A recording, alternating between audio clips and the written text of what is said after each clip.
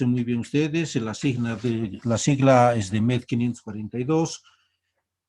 Y como habíamos indicado, al día de ayer tenemos que tener asignaturas precedentes y procedentes. Precedentes, así, o sea, la parte clínica, y teníamos que hablar con respecto a lo que es la biología celular, la biología molecular, macro y microanatomía, la fisiología, la fisiopatología, patología general especial, la semiología, o propedéutica clínica, la bioquímica y la inmunoalergología. Y todo lo que son entonces los procedentes clínicos, que serían entonces todas las partes clínicas, neumología, cardiología, reumato, etcétera, etcétera. O sea, todo lo que son las clínicas y las especialidades entonces que usted esté llevando a partir del cuarto año. Entonces, todas ellas tienen que conjuncionarse para poder entonces aplicar entonces todo lo que es la hematología con el resto de las asignaturas. ¿Verdad? ¿Qué objetivos tenemos? El objetivo instructivo y los educativos. Como objetivos instructivos de la asignatura vamos a tener entonces la asimilación y el desarrollo. Nos interesa, o a mí me interesa como docente, que ustedes asimilen, ¿verdad?, la teoría y la práctica de la asignatura, y también me interesa que desarrollen habilidades. ¿Qué tipo de habilidades tiene que desarrollar el alumno que está en pregrado? ¿Verdad? Está relacionado con su perfil profesional que está haciendo. Y dentro de las habilidades que va a desarrollar es, entonces, primero, tener entonces la interpretación de hemogramas, la interpretación de histogramas, de dispersogramas, después de valorar, de realizar un buen examen clínico, de realizar una buena anamnesis en el paciente hematológico, darme un buen criterio diagnóstico, elaborar hipótesis diagnósticas de primero y segundo grado, tomar decisiones con respecto al diagnóstico, tomar decisiones con respecto a lo que es la terapia y la terapéutica que va a recibir el paciente.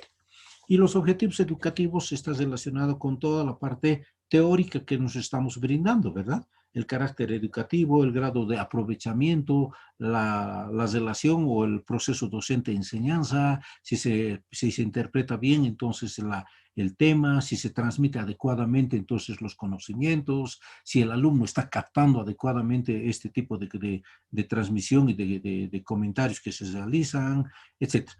¿Con qué finalidad? Porque el estudiante no tenga un compromiso de la sociedad. Ustedes entonces son médicos y en eso y el médico tiene entonces un alto contenido social. Ustedes se deben entonces a las personas y tienen que entonces que satisfacer esas necesidades del paciente y de la sociedad. ¿Sí? La carga horaria, ya conocen ustedes, son 80 horas, 40 horas teóricas, 40 prácticas, y las habilidades que tienen que desarrollar entonces los alumnos son saber hacer, ¿no? Entonces, saber hacer la memoria, la lectura, interpretar, etc.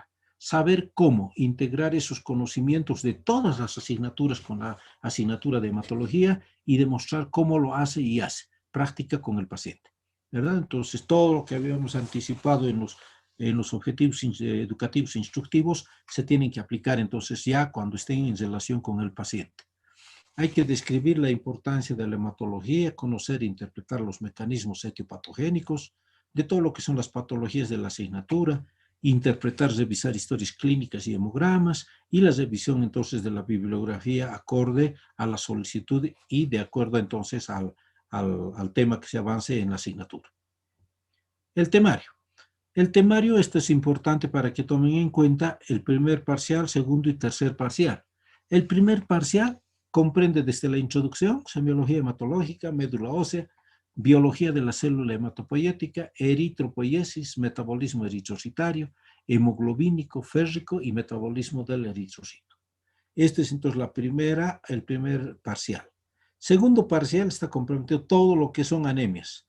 Anemia ferropénica, megaloblástica, aplásica, hemolítica, todo lo que son las hemoglobinopatías, crisis falciforme o anemia falciforme, las talasemias, membranopatías, esferocitosis, hematología de la altura, síndromes mielodisplásicos, policitemia y eritrocitos. Ese es el segundo parcial. Y el tercer parcial, que es netamente la oncohematología, está representada por quienes, por todo lo que son las leucemias, linfomas, todo lo que son los trastornos de médulas plasmocitarias, mieloma múltiple, trastornos plaquetarios, púrpura trombocitopénica idiopática, hemostasia, coagulación, hemofilia A y B, enfermedad de von Willebrand, grupos sanguíneos y trombosis. Este es entonces el tercer parcial con respecto a la asignatura. Y a la evaluación ya la conocen, no es entonces para qué repetir. Se evalúa entonces 3 números de 3 evaluaciones, 35 puntos, evaluación final 30 puntos, una evaluación frecuente que siempre la realizo entonces en cada tema o en cada conversación que tenemos, ¿verdad? Entonces son una evaluación frecuente con las entrevistas y una evaluación práctica al concluir la rotación, siempre y cuando haya rotación. La evaluación teórico-práctica, formación de grupos de alumnos, esto es del anterior año, ¿verdad? Lamentablemente no se ha podido realizar. El año pasado se ha hecho entonces en una forma parcial, se han elaborado mapas conceptuales con respecto entonces a diversos temas, ¿verdad? Y después se ha hecho un complemento de todo esto. No se ha cumplido entonces esto el año pasado. La evaluación práctica, vean ustedes, son los temas de revisar de consulta externa. Es decir, si ustedes vendrían y rotarían entonces por la consulta, tendrían que revisar hemograma, semiología hematológica, hemostasia coagulación, terapia ACO, es decir, la terapia anticoagulante y las transfusiones sanguíneas. Y la realización de videos personales, esto es para el final de la rotación, para que hagas la calificación, es en base al tema de muestra, de la muestra, toma de muestra venosa, toma de muestra sanguínea capilar y transfusión sanguínea, que eso lo hace cada alumno en una forma individual. Les estoy adelantando desde el inicio de la clase hasta el final de la gestión. Por lo tanto, entonces vayan realizando si ustedes vayan o queriendo, o si no, entonces al final de la gestión. Pero ya no me digan de que no conocían, sino que les estoy anticipando que los temas a realizar en video son toma de muestra, muestra sanguínea capilar y transfusión sanguínea. La bibliografía, alguien me había consultado, esta es la bibliografía, ¿verdad? Mi texto que está entonces en primer nivel, es entonces un compilado de todos los temas de distintos autores que he realizado. Otro que les había indicado son fundamentos y aplicaciones clínicas de la doctora Bernadette Zodak, principios de medicina interna, que son las bases, ¿no? La principio de medicina interna que tienen que tomar en cuenta.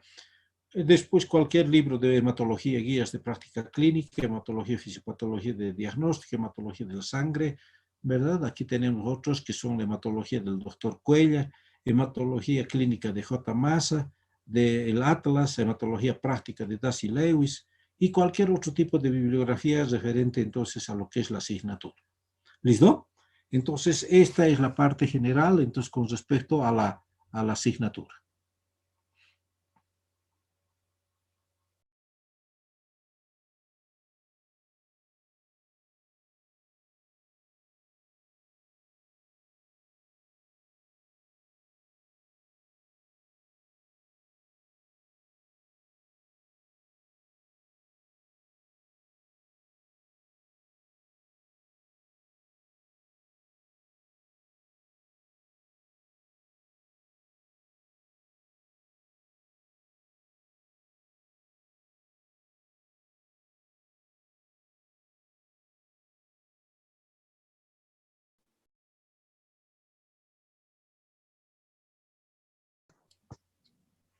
¿Se ve la presentación?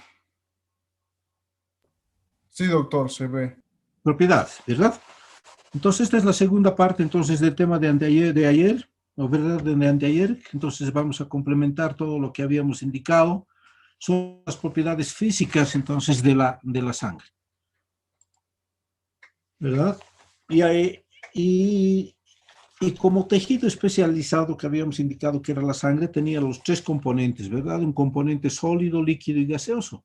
Podrán darse cuenta de que el componente sólido está representado por todo lo que son los glóbulos rojos, blancos, plaquetas, minerales, sustancias orgánicas, proteínas, anticuerpos, etc. Y la parte líquida de la sangre va a estar representada por lo que es el agua y el plasma, ¿verdad? El agua del plasma. Y la parte gaseosa que está representada por los dos, entonces moléculas tanto de CO2 como de oxígeno, ¿verdad? Que todo está transportado por glóbulos rojos dentro de un soluto o de un solvente que es el plasma, ¿verdad? Entonces dense cuenta de que este tejido es el que tiene los 3 elementos o los 3 estados de la materia, sólido, líquido y gaseoso. Otras propiedades físicas que hemos podido determinar en la sangre son estas, ¿verdad? El color, la opacidad, viscosidad, densidad, reacción de pH y presión osmótica. El color, ya saben ustedes muy bien, de que es un color rojo escarlata, dada por ¿quién? Por la hemoglobina. y por el oxígeno, no se olviden.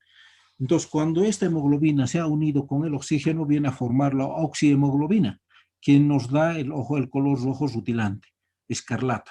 En cambio, si esta hemoglobina está transportando el CO2, ¿sí?, va a tener un color mucho más oscuro. Por lo tanto, estoy hablando de una carboxihemoglobina, ¿sí? Entonces, el color está dependiendo de la cantidad o del tipo de gas que está transportando.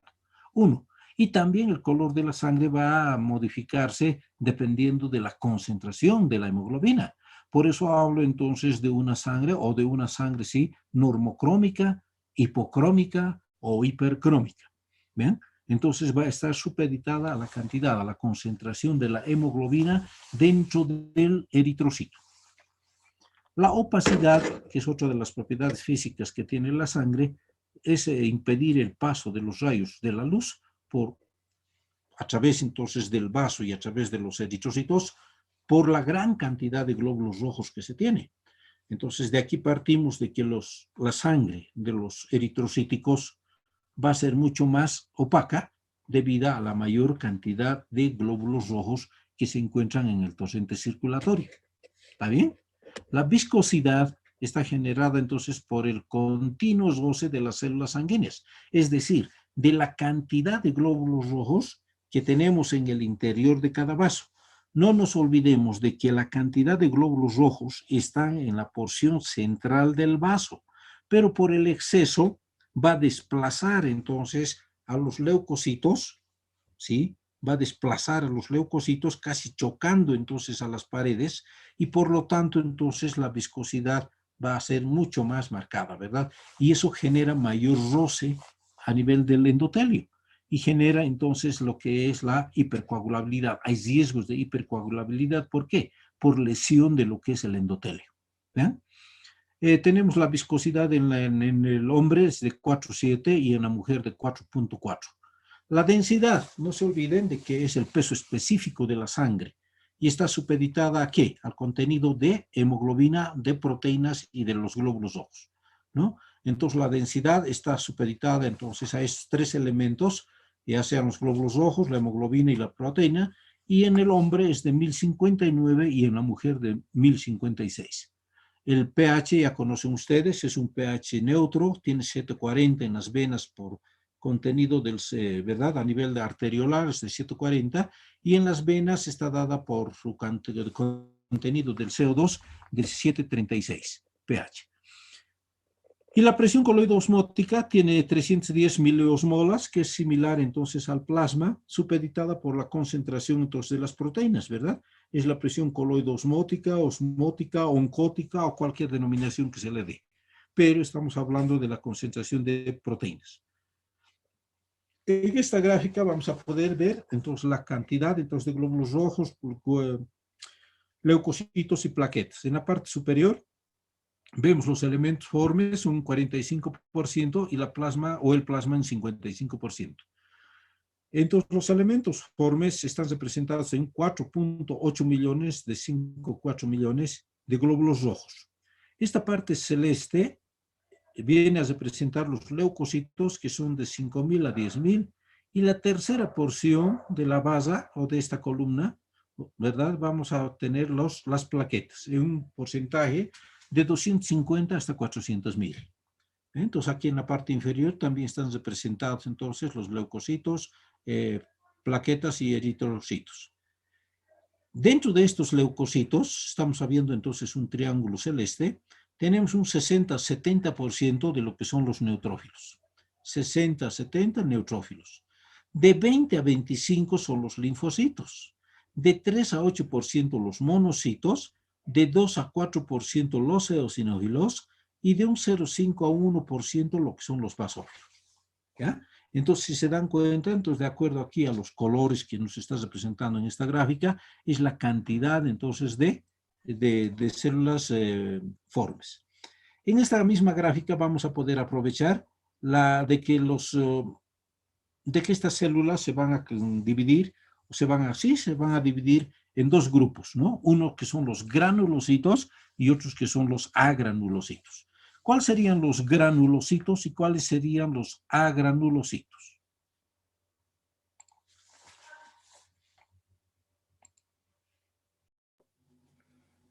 Doctor, los granulocitos son los neutrófilos, los eosinófilos y los basófilos, mientras que los agranulocitos podemos decir que son los mononucleares, o puede ser los monocitos y los linfocitos.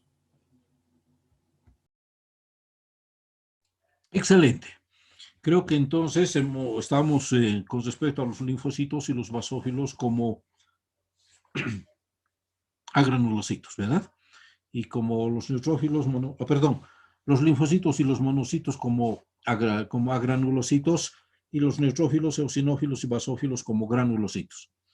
Entonces, este cuadro nos va a servir bastante bien para poder determinar entonces el porcentaje. Estas cifras que nos están proporcionando este cuadro es muy modificable dependiendo del tipo de instrumental que se va a utilizar para hacer la dosificación o desrealización del hemograma. Pero esto va a ser nuestra base. Aquí tenemos entonces los leucocitos, que son los más importantes, y estamos dividiendo en granulocitos y no granulocitos. Los granulocitos son los neutrófilos, los basófilos y los eosinófilos. Y si se dan cuenta, entonces están pintados de rosa. Por lo tanto, este color está supeditado ¿a quién? A la eosina, positivos.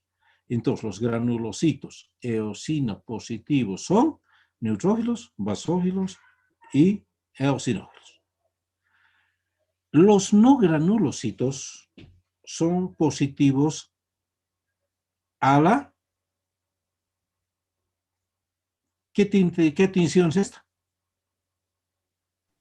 Hematoxilina, doctor. La hematoxilina, ¿verdad? Los granulocitos hematoxilina positivos son, que me van a dar entonces el color azul, tenemos linfocito T y linfocito B. Estos linfocitos T se van a dividir en dos grupos, ¿verdad? Dependiendo del clúster differentiation, es decir, del antígeno de superficie que va a tener cada linfocito. Por lo tanto, se dividen en linfocito T helper CD8 o CD4. Los CD8, linfocito T helper CD8, son linfocitos que tienen la capacidad de destruir las células que están malas, es decir, anormales. Tienen una capacidad de destrucción citotóxica. Bien, y los linfocitos T helper CD4 positivos son los presentadores de antígeno, es decir, que en su superficie van a tener antígenos de superficie CD4. Si se dan cuenta, entonces, estos dos tipos de linfocitos van a ser importantes cuando veamos o cuando estemos haciendo un análisis de un hemograma de un VIH. Cuando el VIH en su inicio estamos haciendo de que el CD4, es decir, los linfocitos T helper CD4, comienzan a descender y comienzan a incrementar las células citotóxicas. ¿Ven? Entonces, si posteriormente va a haber una modificación, va a virar esto con disminución del CD8 y un incremento del CD4, es decir, del linfocito T helper CD4, cuando hagamos ya la terapia retroviral. Ustedes refirieron, ¿sí? Y luego tenemos los linfocitos B, que son los encargados de sintetizar todo lo que son los anticuerpos o inmunoglobulinas del tipo A, M, G, E, ¿verdad? Estos son los más importantes entonces de generar, o de generar entonces este tipo de inmunoglobulinas. Y los monocitos van a ser entonces, cuando se los requiere el organismo, se van a convertir, van a virar entonces a formar las células plasmáticas o viceversa, o las plasmáticas virarse a formar monocitos, son las encargadas pues de fagocitar, ¿verdad? Todo lo que son los elementos que no corresponden o las noxas que pudiesen estar generándose dentro de ello. No se olviden entonces de que estos dos elementos, tanto los linfocitos T, linfocitos B y los monocitos o células plasmáticas, son importantes entonces en la histopatología o en la fisiopatología de lo que es la actual pandemia, ¿verdad? Entonces, ¿qué es el COVID? Si se dan cuenta entonces de que estos monocitos, existe una monocitosis muy marcada, una linfocitopenia debido entonces a estas lesiones, una monocitosis muy elevada, con formación de interleucina 6 muy elevada, debido entonces a la cascada de las interleuquinas, ¿verdad? Entonces, dense cuenta de que estamos hablando ya estos linfocitos, de estos leucocitos y linfocitos TB son importantes en la fisiopatología del COVID.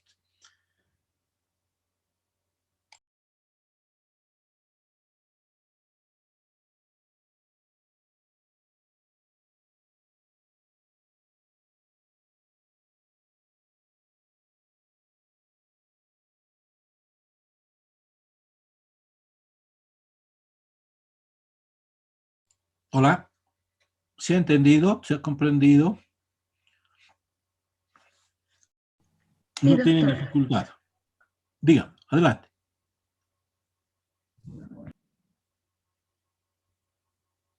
Hola, hola.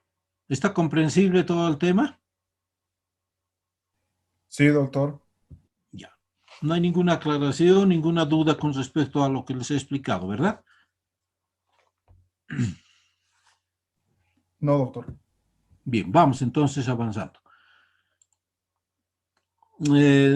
Entonces, ya en una forma más general, entonces con respecto a lo que es entonces la hematología, la actitud del médico ante un paciente, ¿verdad? La actitud del médico ante un paciente supuestamente afecto de una hemopatía, no difiere entonces de la que se realiza ante pacientes con enfermedades de otros órganos, ¿verdad? Entonces me estoy refiriendo que cuando yo tengo un paciente con trastorno de tipo hematológico, ¿sí? O de trastorno entonces de coagulación, pues el mismo accionar, ¿sí? Tengo que realizarlo con mi paciente. ¿Qué hago cuando tengo un paciente entonces de tipo cardiópata o de tipo pulmonar o reumatológico? Primero hago una anamnesis, ¿verdad? Una anamnesis, una exploración física, pido mis pruebas, hago mi diagnóstico. Lo mismo tengo que realizarlo con un paciente de tipo hematológico o con sintomatología hematológica, ¿verdad? Lo que sí les voy a recomendar entonces de que la anamnesis sea bastante cuidadosa con respecto a lo que es en la hematología, ¿verdad? Si yo digo, si un paciente tiene con epistaxis y me dice, tengo epistaxis desde hace un mes, ¿verdad? Entonces tendré que valorar si el tipo de sangre, ¿verdad? El tipo. Tengo que valorar la frecuencia, el ritmo, caracteres, frecuencia de factores desencadenantes, ¿verdad? Todo ello tengo que encuadrar entonces en la anamnesis. Tiene que ser entonces bastante cuidadosa y bastante amplia. ¿Listo? Luego debo realizar una exploración física minuciosa que te va desde la punta de los cabellos hasta la punta de los dedos del pie. ¿Por qué? Porque tengo que evaluar el color de la piel, la turgencia, tengo que ver entonces la glándula tiroides, tengo que ver el color de los ojos, los reflejos, tengo que ver el aparato cardiorrespiratorio, tengo que ver abdomen, tengo que ver hígado, tengo que ver vaso, tengo que ver entonces las uñas. ¿Por qué? Porque me están representando, es un espejo. Entonces, cuando yo tengo una onicolisis, una onicorexis, o cualquier trastorno entonces de lo que es la uña que me está indicando de que está habiendo un trastorno hematológico. Luego de ello tendré que pedir entonces las pruebas complementarias que se van a crear. Tendríamos entonces las pruebas de rutinas, es decir, un hemograma, un coagulograma, tendré que pedir una radiografía de tórax, un electro por ahí que tal vez voy a necesitar también para interpretar si es que encuentro alguna alteración de tipo cardiológica, ¿verdad? Y otro tipo de pruebas entonces de especialidad ya de hematología que se van a solicitar dependiendo de la clínica que se ha encontrado en el paciente, ¿verdad? Tengo que valorar entonces el motivo de la consulta en el paciente, ¿sí? Si está viniendo por anemia o por hemorragia, ¿verdad? Si viene el paciente ya con un diagnóstico de tengo de anemia, ¿verdad? Entonces tendré que evaluar a través de un hemograma las características de ese hemograma de aspecto cuantitativo, cualitativo, ¿verdad? Cuantitativo, me estoy refiriendo entonces a qué? A la cantidad de glóbulos rojos, de hemoglobina, de hematocrito. Y cualitativo, tendré que valorar entonces si existe valor o modificaciones del color de la sangre, el tamaño de las células. ¿Cómo veré entonces a través de un hemograma esto? A través de los índices hematimétricos secundarios, volumen corpuscular medio, concentración de hemoglobina corpuscular media, etc. Vean ustedes de que me está dando pautas de las características cual y cuantitativas de la sangre. No estoy viendo yo la sangre, solamente estoy viendo el documento que es el hemograma. ¿Sí? Tendré que recoger también entonces cuando tengo una sospecha de paciente con anemia, tendré que ver entonces si tiene clínica el paciente, ¿verdad? Si está con astenia, si está con palidez, disnea, palpitaciones, vértigo, si tiene acúfeno, cefalea o insuficiencia cardíaca en los ancianos. Vean ustedes de que es importante entonces la realización del diagnóstico a través primero de la anamnesis y luego del examen físico, ¿sí? Entonces esta parte es muy importante.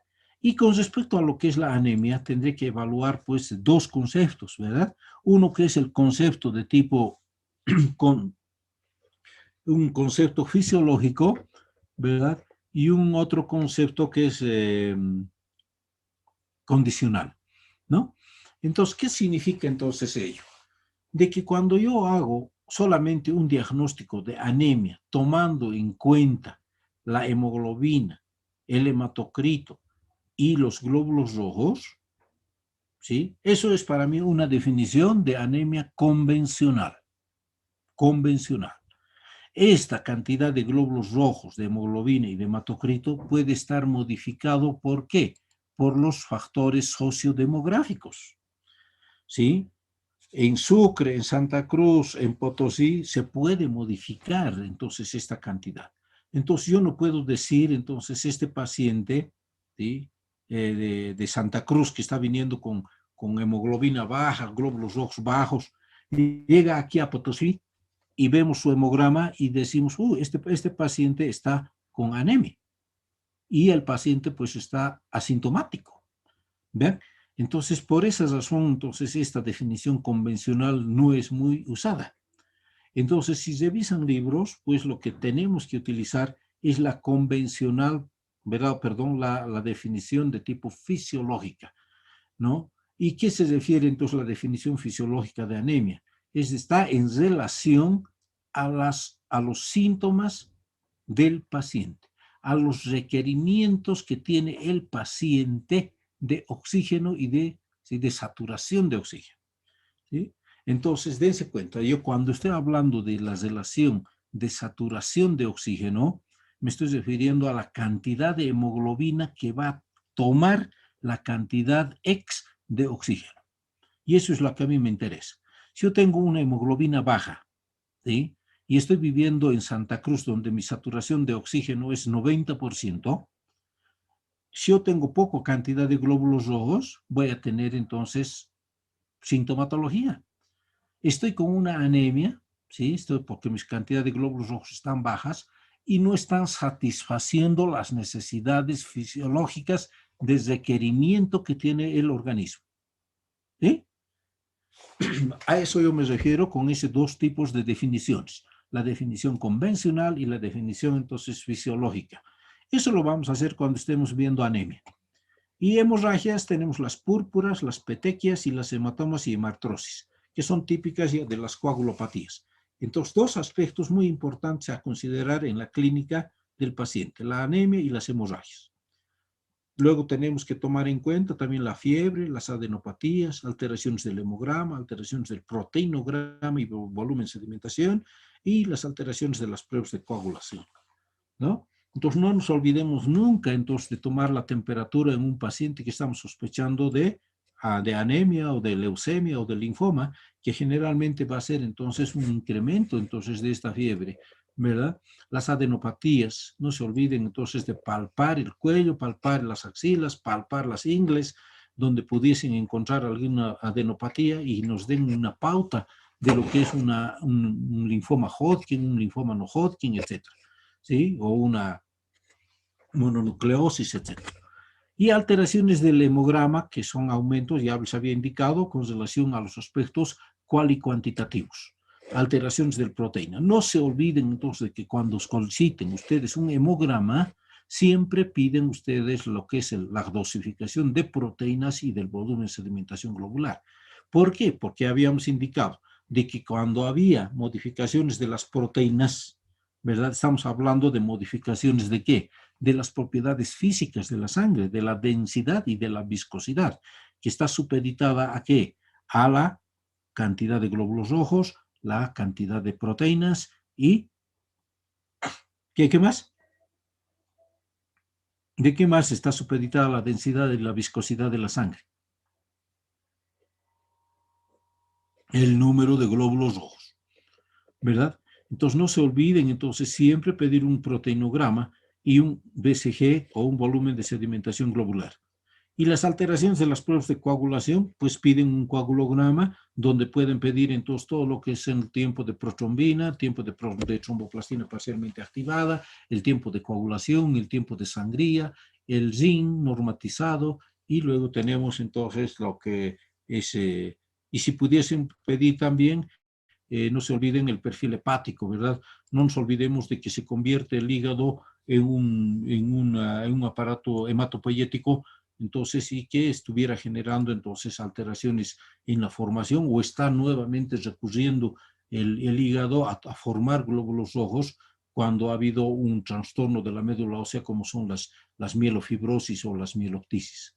Entonces tenemos que tomar entonces en cuenta estos aspectos para ver si existe una patología.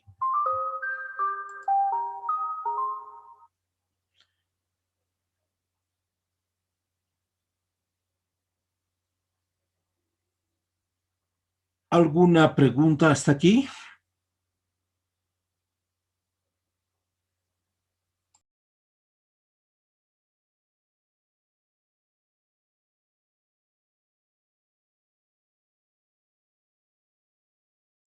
Jóvenes, ¿están presentes? Sí, doctor. Ninguna pregunta. ¿Ninguna pregunta? ¿Ha sido comprensible? Sí, doctor. ¿No hay dudas? No, doctor, no hay dudas. Todo bien. Bien, entonces esta parte, esta segunda parte que son entonces la citomorfología y la nomenclatura en hematología, la vamos a dejar, no vamos a ser entonces muy incisivos en ello, dado entonces de que esto ya es una parte de la especialidad, es decir, entonces el manejo adecuado entonces del tipo de células que vamos a ver, pero no con ello quiero decirles de que no lean esta parte, sino un atisbo para que tengan un conocimiento, porque tal vez les van a proporcionar un hemograma donde indica entonces presencia de microcitos, presencia de células, las esquistocitos o presencia de dacreocitos en porcentajes, y ustedes no pudiesen conocer entonces la nomenclatura que se está utilizando.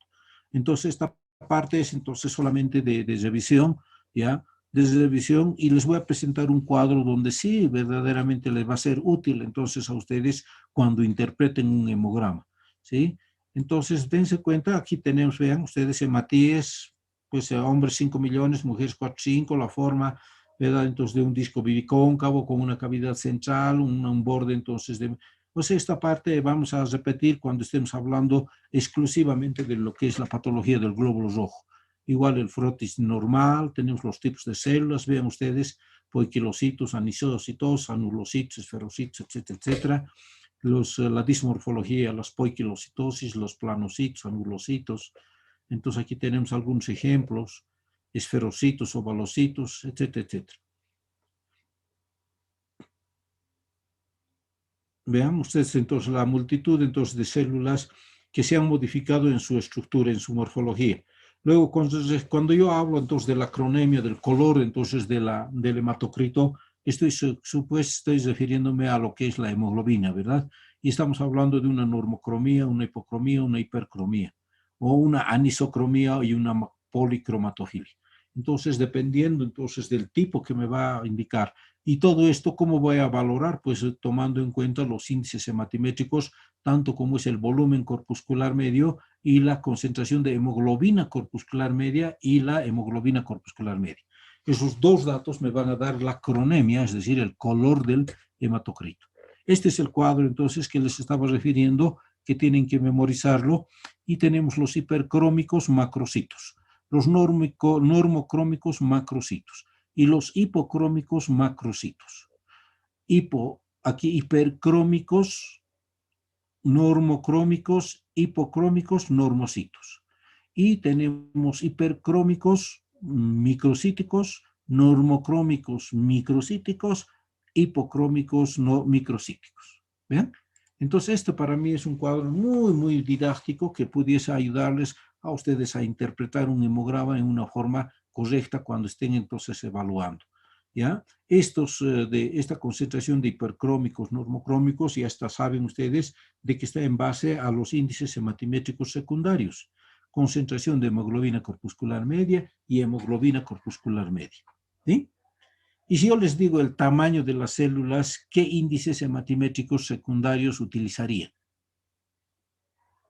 para valorar el tamaño de las células? El volumen corpuscular medio, doctor. Muy bien. Entonces tenemos que evaluar, entonces dense cuenta el volumen corpuscular medio. ¿Sí?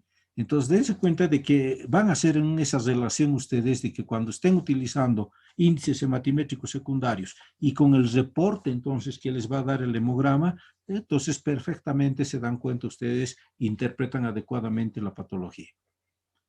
Hematías, tamaños, normocitos, macrocitos, microcitos, anisocitosis, reticulocitos, que son las partes o los hematías más juveniles, ¿verdad? Más jóvenes, y aquí tenemos que ver aquí el ADE, ¿no? Entonces, cuando yo quiero entonces ver el ADE, sería o el IPR, que sería el índice de producción de reticulocitos, eso tenemos que evaluar entonces de 0,5 a 1%, entonces ello me está indicando de que está habiendo producción adecuada de reticulocitos. Por debajo de ello, entonces, nos indica de que está habiendo una disminución de la formación de reticulocitos y, por lo tanto, ya me está indicando de que los elementos formes juveniles de los glóbulos rojos están descendidos, ¿no? Porque los reticulocitos son los que nos van a dar, entonces, los glóbulos rojos maduros, ¿verdad? Entonces, dense cuenta de que es muy importante, entonces, la nomenclatura.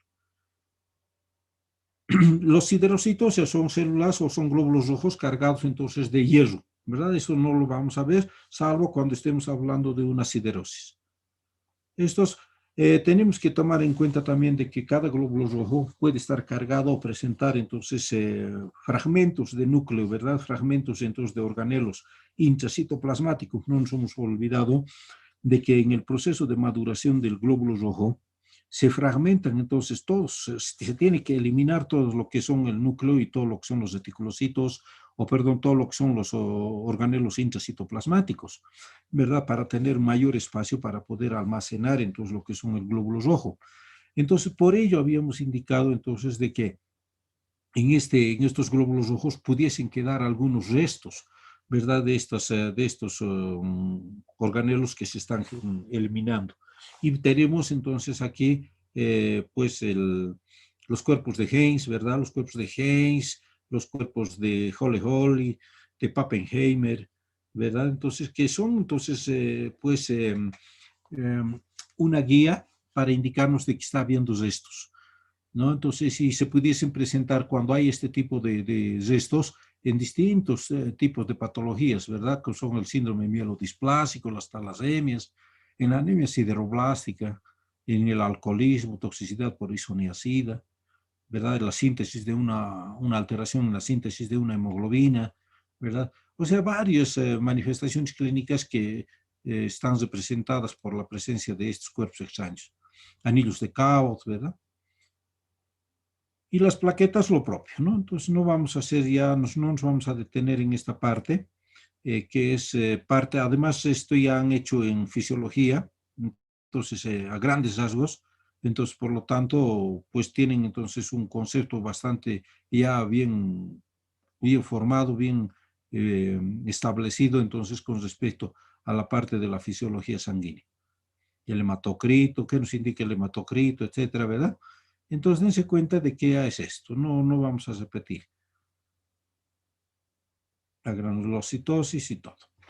Entonces, aquí nos vamos a quedando con respecto, hagan siempre una revisioncita entonces de lo que es esta parte de la nomenclatura, porque en el transcurrir los temas posteriores entonces a esto, ya estamos hablando de anemia y de anemia o de procesos de tipo del metabolismo del glóbulo rojo sobre todo, donde van a poder aplicar ya estos conceptos de la nomenclatura y de la citomorfología del glóbulo rojo. Listo, jóvenes, entonces aquí nos vamos quedando. Y si hubiera alguna pregunta, alguna acotación que pudiesen realizarlos, pues no estamos listos o prestos para a absorber cualquier duda.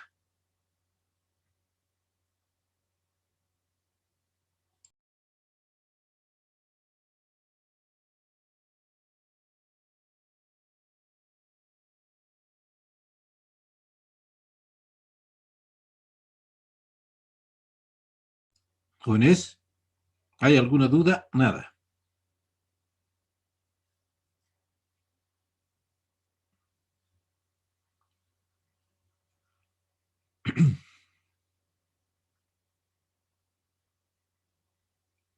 Hola, No, doctor. No, doctor, no hay dudas. No, ¿todo doctor. bien? Sí. Entonces, para el día martes nos estamos viendo, preparamos un poquito de lo que es la semiología de la hematología, alguna revisión, ¿verdad? Entonces, con respecto para que yo pueda complementar y después ya tener el segundo o el tercer tema que es médula ósea, que ya son entonces los lugares de formación del glóbulo rojo. ¿Listo? Entonces, en su oportunidad, les voy a comunicar yo al presidente del curso para que él sea encargado de la fotocopia del texto y les facilite entonces a sus compañeros. Bueno, doctor, gracias. A ustedes, gracias y buenas tardes. Gracias, Hasta luego, doctor. doctor. Hasta luego, doctor. Hasta luego, doctor. Hasta luego. Hasta luego.